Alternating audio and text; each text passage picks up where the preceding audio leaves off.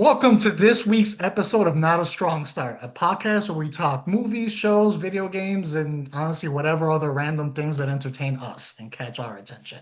I am your host for this episode, Juan Wick. And I am not your host on this one, face hugging son of a bitch.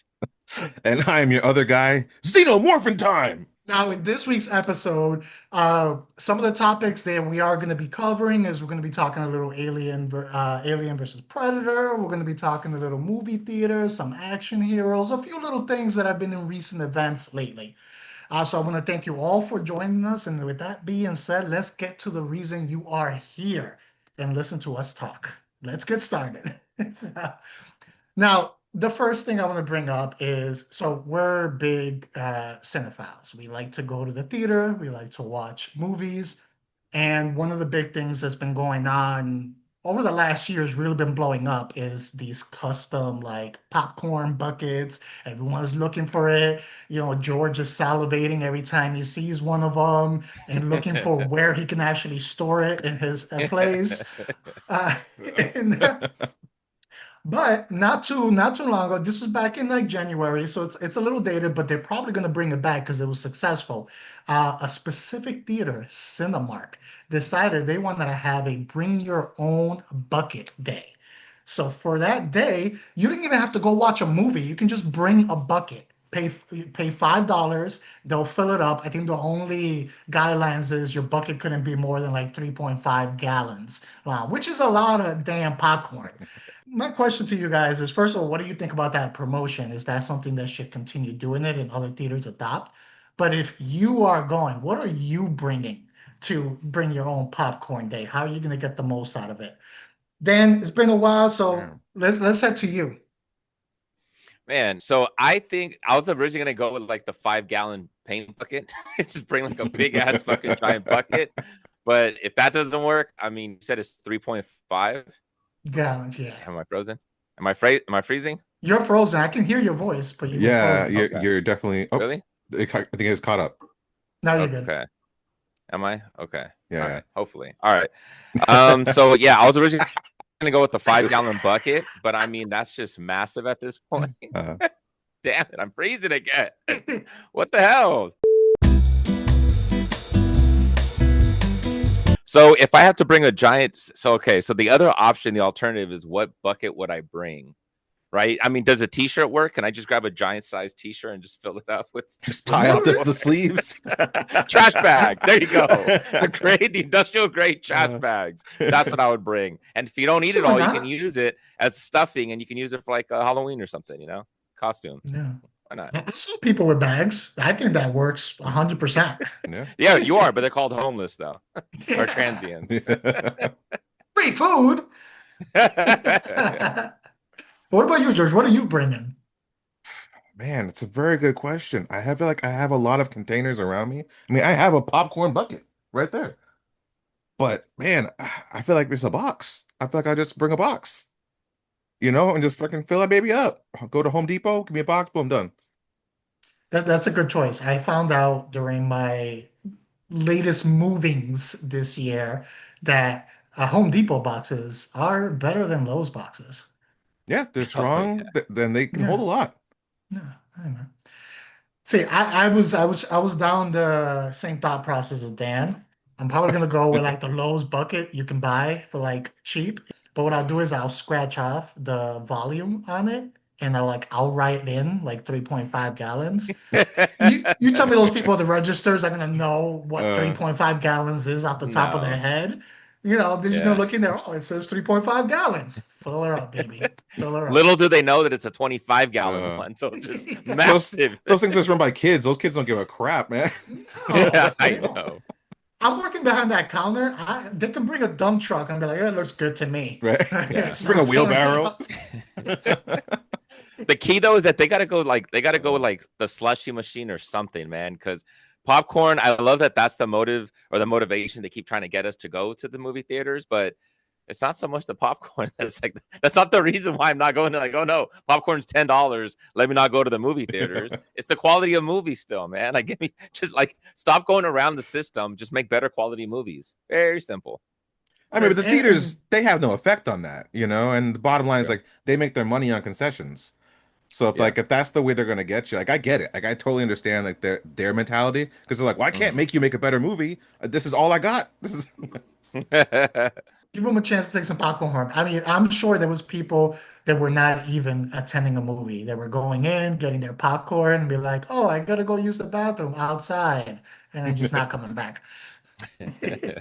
So speaking of movies and speaking of make better movies, not too long ago it came out that we are getting another Resident Evil reboot again. This one is planned for 2026. It's going to be directed by Zach Kreger, famously known for Barbarian. Mm, yeah, He was behind that, and he has another movie that's coming out. I can't weapons, remember. Huh? weapons. Yeah, yes, Weapons. Weapons is coming out soon, which is getting a lot of hype. Now, for context, we have let's call it the original series that spanned about 6 movies. We had Welcome to Raccoon City remake from a few years ago. We had the Resident Evil TV show on Netflix that stood on its own. And we have about 7 animated movies that are in their own little universe in there. So we've been down this road before. What was you guys' thoughts on another Resident Evil reboot? Do you think they should, be doing that right now? Should they let it breathe? Is there even hope for it anymore? In one hand, like I like the director. Granted, I've only seen Barbarian, and I'm one of the few people in the group who enjoyed the movie. So it's like maybe he could bring something fresh and new to it.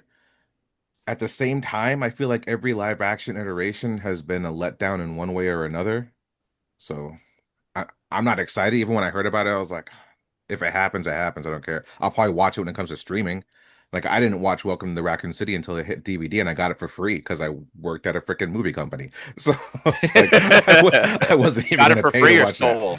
No, we got promotional. We got promotional DVDs. Oh, We had okay. to review. So There you that was one of them, and it's just like, all right. The one thing I will say with every iteration we get, there are improvements. So like to Raccoon City had the most iconic looking like to the video game. It's like, all right, that's Claire, that's this guy. Like everyone was close to who they're supposed to be to some aspect. You know, or the graphics get better. The TV show actually had some really cool things. The Netflix version, I thought there was some really awesome things they were doing, great takes. It's where they're lacking is the story. The story just keeps on plummeting it. So if they can match like the story with the visuals, there could be promise. I mean, it's not that hard. Just follow the freaking video game. You know. What I will say is, if he's taking it on, he should follow the most current version that follows the Ethan character and like the whole go. first person mode that they've been going through. Like the Those whole have village aspect? yeah, they've been kind of going back to form and they feel scary again. If he goes with that, that gets something brand new. We're leaving the Red Fields behind and the Jill Valentines. Like you go with a new character and a new take. I would say it would need to breathe a little bit. I feel like we've just been oversaturated with like zombie type movies or projects, especially with even The Last of Us, even though it's not really zombies, but it's still within the same kind of ballpark. Resident Evil, I mean, you guys would obviously know a little more than me, but I guess let me ask you this, guys, then. For the franchise, have they taken it in a direction that feels fresh and original compared to like let's say other zombie type projects that we've seen? Have they done anything differently? Within the game, it's the whole lore of the world with the evil corporation and Yeah. all of that stuff and how expansive it is, Okay. and that's what makes it strong, in my opinion, when you're playing the game. But again, you're Okay. also playing the game, so that adds a whole dynamic in there Yeah. where sometimes the story doesn't have to be as strong because you're participating in it. So you're creating your own story. You don't have that luxury when you get to a movie. It's all on you to entertain me. I have no control over it. Yeah, and I'd argue that Yeah. with the thing with Resident Evil compared to like a regular zombie romp is Yeah. that Yeah. there's a virus that's constantly evolving. So you're not just getting zombies, you're getting these Yeah. creatures that are changing. And sometimes a human Okay. will get the virus and they're not necessarily brain dead. They'll just keep on turning something bigger and far more terrifying. Got it. Okay. So that's an aspect then that they can explore a little more, right? Because as you have the evolving virus, you can have evolving monsters, creatures, variances of like humans. That's interesting. Now, is that really what they're going to explore? Because if you have that idea that you plant that it's this evolving virus that can alter the DNA of a person, you really have endless possibilities now, right? That you can essentially create as Hmm. monsters. So that's interesting. The guy that did Barbarian, I mean, he really had a lot of detailed aesthetic looks on how he did the movie. You know, I like Barbarian as well. I do hear some of the gripes that Jose has for it, and I do see some of it as well. Like I get it, but I still kind of enjoyed Barbarian, especially the first half of the movie. But he did have a lot of cool. At least the world felt believable. So if he can kind of touch on that, and now he has this franchise essentially that he can really pull from, I mean, it sounds promising. I mean, you know, it really just depends, man. It depends on how who they cast. It depends how detailed he gets with it. It depends really how much he can kind of break out of the narrative of what the story already gave us, and if he can kind of do some original stuff with it. I mean, let's see. Yeah, so we're correct. So I love half of Barbarian, and then I hate half of Barbarian. So Uh, it's very polarizing for me. If I can just keep half the movie, it was great in there. So, but that tells me there's potential. He showed in that first half what he can do, and how he can add a freshness to the horror genre before he got very cliche and by the books in the second half. So the potential is there with the creator. I think the original of the original series, the first one, I feel is the most entertaining out of all the movies. They got very crazy after that, but that one was the most grounded, more it was close to video games. The Welcome to Raccoon City was probably the most video game accurate, as George was saying, when it comes to aesthetic and taking us there and the way the story was going. They just butchered the characters. That's what mainly killed that. And in the TV show, it was just bad writing. A lot of the characters were generic. They weren't you just I couldn't attach myself to anyone. There wasn't really likable characters on there. It's been bad batch after bad batch. I it's still one of my favorite video game series. So like I'm not gonna turn down an opportunity to watch another one. But I don't know how long before the Resident Evil series hits what Star Wars has hit for George. And I'm like, just don't touch it. Leave it alone. yeah. That's it. I don't want any more. So I think I can do another one. Just don't try to do too much. Keep it in the horror elements.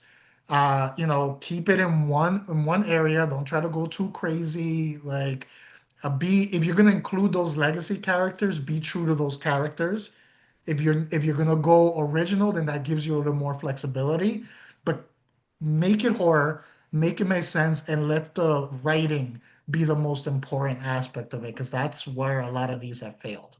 So. Would you guys prefer to go original characters, or would you prefer to go with some of the IP characters that they already have?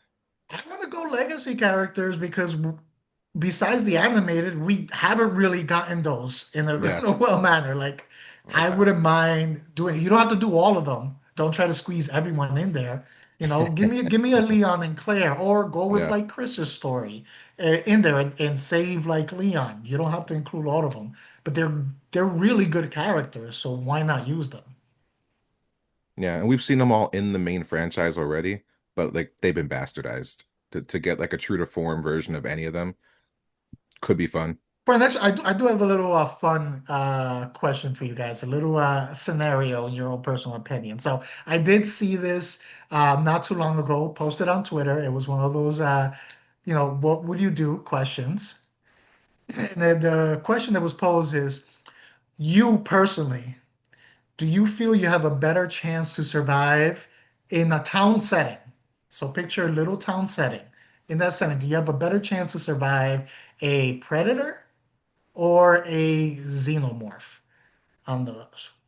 So Dan, we'll start with you on this one. In that setting, Okay. what do you think? What do you have and why do you have a better chance of Okay. surviving them? So this isn't a regular city, right? So Just a I guess town. my just a regular town. My question is there other people in the town? Why not?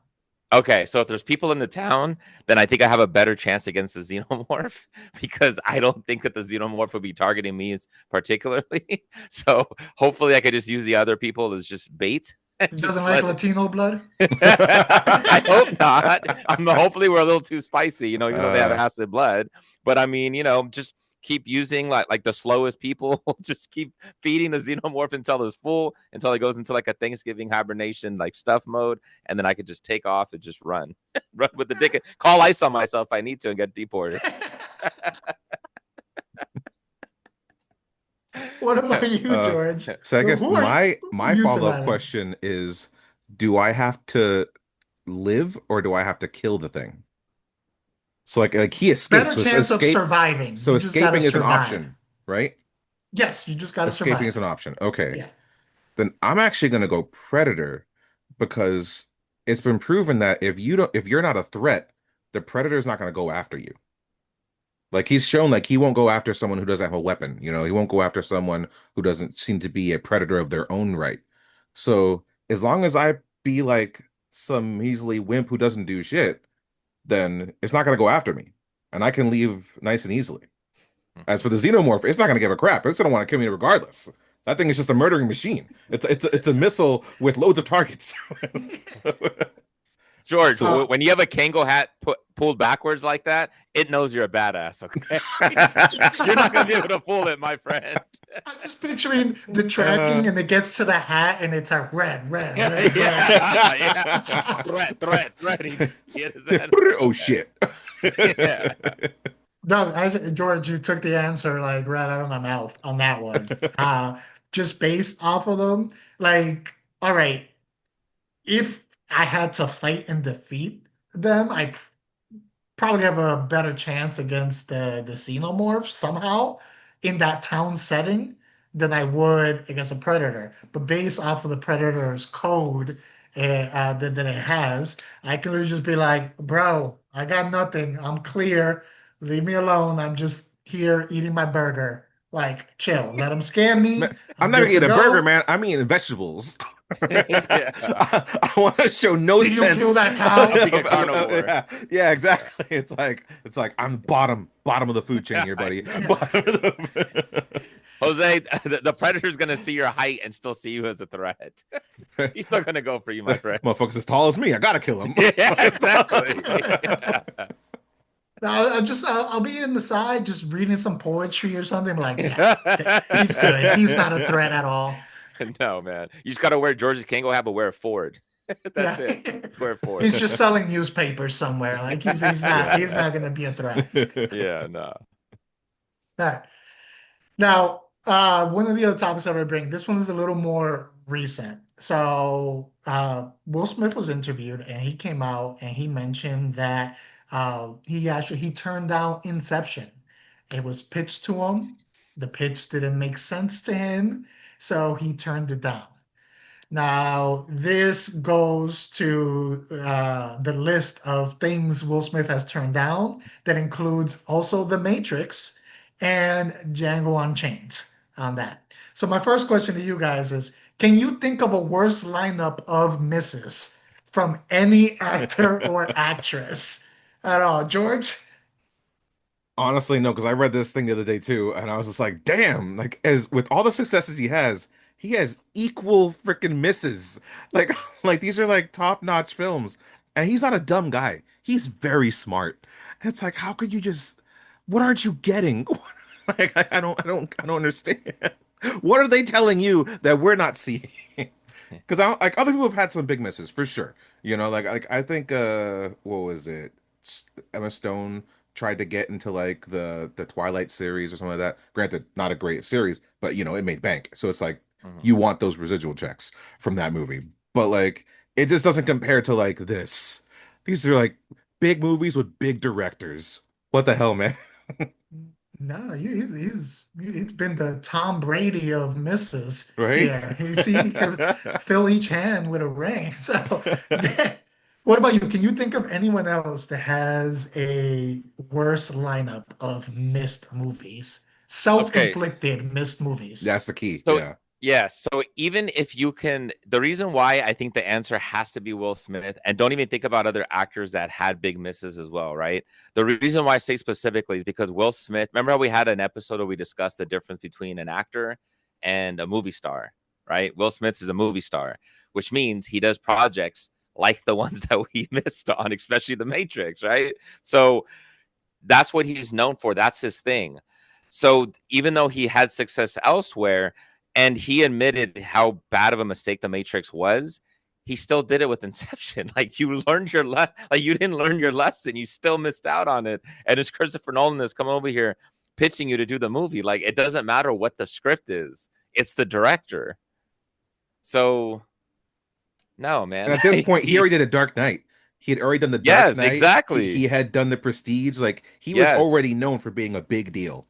He absolutely is, you know. So like, if he didn't understand the Matrix, and the directors at the time weren't super big and known at the time, so like, I guess I get it, just because it was during that era when he was being offered so much stuff. So like, I kind of understand that one, I guess. But you know, Django Unchained, I really wish he would have done something like that. But I'm also aware that's not really the type of movies that he does. Right? He doesn't really do like those really hard R, rated movies, but Inception, man, like, come on.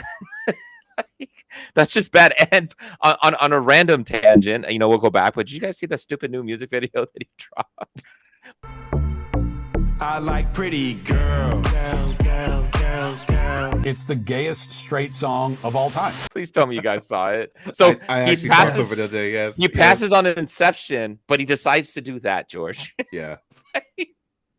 Where Maybe he's people not the smartest. are having to speed it up and slow it down Yeah. just to try to make it, uh, digestible for the ears. There you go. There you go. Jesus.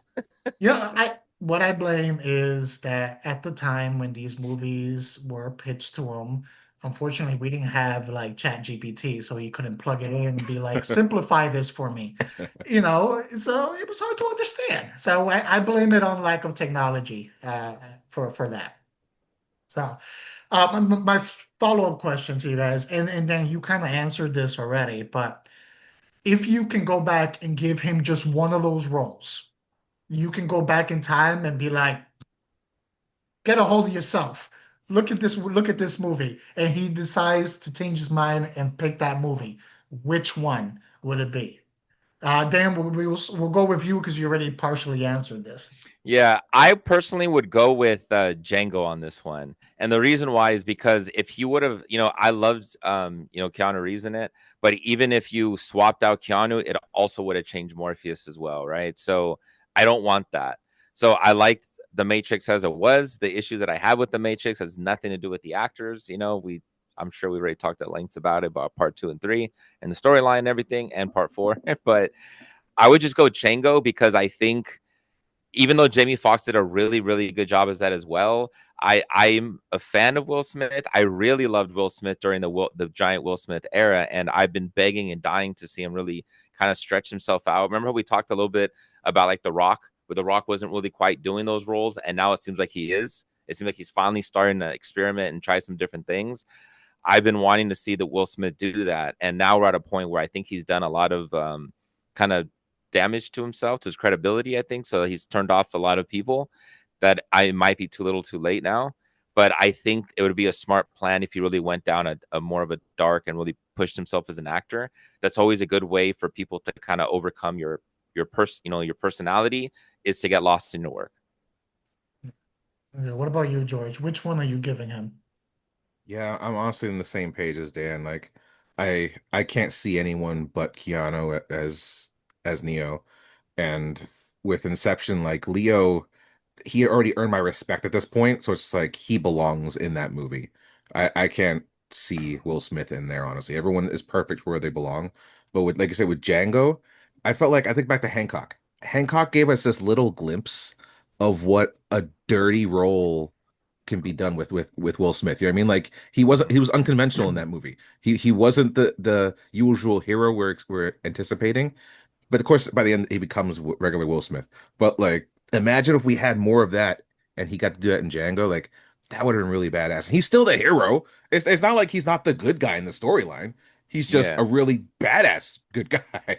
Like, I think with his charisma, he could have pulled it off. It could have been really, really Absolutely. special. You know, Yeah. I honestly would have loved it. That Hmm. that makes it a trifecta because my choice would also been Django. One, I feel The Matrix would not have really done anything for his career besides more money. In their sci-fi blockbuster. He's doing those already. So that's why I won't want to pick him for that one. Now I want to pick him for an exception because I will never replace Leo in the movie. If Leo is in it, that's it. Leo is in it. I'm not replacing him in there. So I would have gone with Django Unchained if I had to pick one. And again, like you guys said, Jamie did a great job. I feel Will Smith could have also done a good job, and I think that would have gone a long way in sending his career in a new direction, in a very positive direction. So Yeah, and then just to quickly touch on that as well, it's like what anytime he's had to play like a badass, where we see him like in the movie Bad Boy, there's always a little bit of a cheesiness to him, which is always what he gets branded as a little bit, right? Because even when he was a rapper, he's a little bit cheesy. Even when he would do like those kind of action sequences and stuff, those always like he always had to have like the quips, and it was like a little more like the lighthearted action. I wanted to see the gritty of him so bad because it's there, and not even to touch on the whole Oscar thing and all this stuff that's been going on in his personal life, but clearly there's darkness that's there. I would have loved to see some of that coming out, and it could have been therapeutic. Maybe that's Yeah. why he was somewhat going through that spell, is because he couldn't release any of it out. If he would have been doing that on the screen, who knows? Maybe he would have been able to contain himself a little more. that is true. So Will, if you're watching, which you're not, um, stop it. Stop it. Like stop turning down these movies, all right? You're Yeah. already the MVP of big great movies being turned down. Mm. Uh I have a quick scenario question for you guys.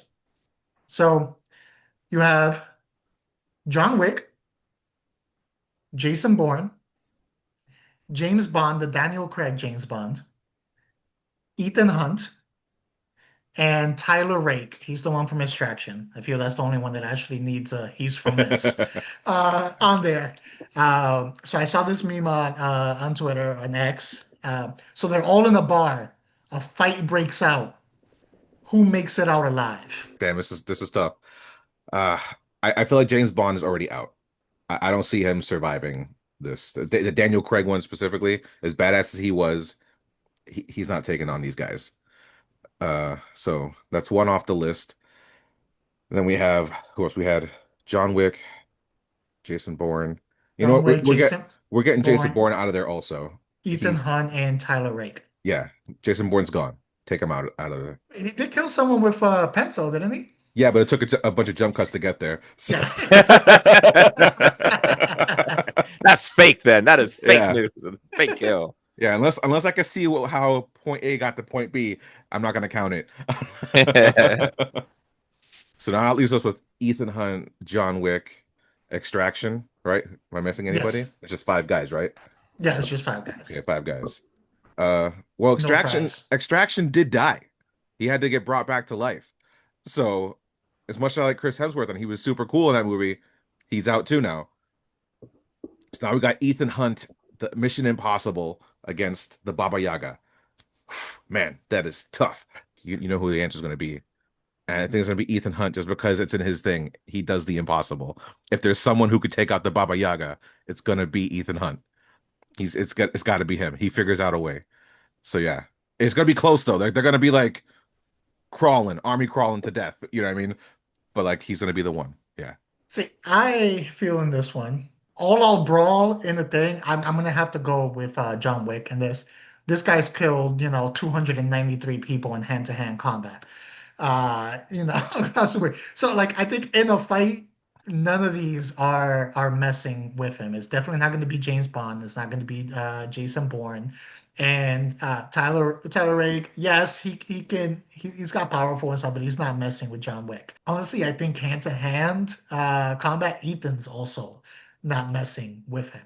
So I think John Wick ends up out alive, kills everyone, but then the twist is that Ethan somehow snakes away, doesn't win the fight, but somehow snakes away because there is no killing that man. He always Exactly. finds a way. Yeah. to do that. He will lose the fight. John Wick will think he's dead and walk out, and somehow Ethan Hawke will end up being that he was actually the bartender that wasn't in the fight, and he'll take off the mask and he was like, I'm leaving. You just paid a guy to fight. Yeah.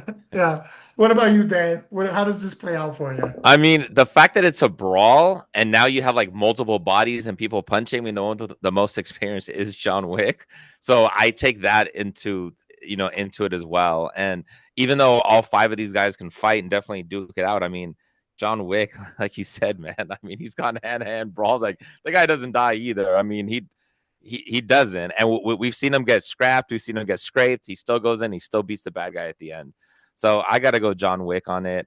The fact that you have the limbs and like all these different limbs flying and all over the place. I mean, usually when you see these guys, you see a lot of them doing one-on-one hand fighting, or even if they're in the middle of an event. But John Wick literally fights in brawls. Like this is what the guy does. So, he's an MVP. He's a veteran. He's the GOAT. It doesn't matter if it's in the streets, if it's in a club, if it's long stairs, like, or if it's at Olive Garden.